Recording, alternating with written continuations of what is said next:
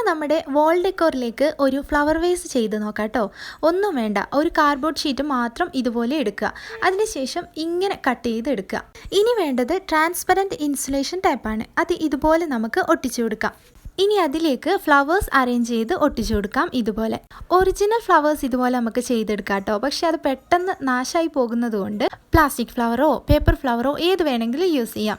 ഞാനിവിടെ ക്ലോത്ത് ഫ്ലവറാണ് ഒട്ടിച്ചു കൊടുക്കുന്നത്.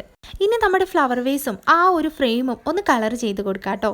ഞാൻ ഫ്ലവർ വേസിന് റെഡ് കളറും ഫ്രെയിമിനൊരു ലൈറ്റ് യെല്ലോ കളറും കൊടുക്കുന്നുണ്ട്. വേസിൽ നമ്മൾ റെഡ് കളറിൻ്റെ കൂടെ ലൈറ്റായിട്ട് ആഡ് ചെയ്ത് കൊടുക്കുന്നുണ്ട്.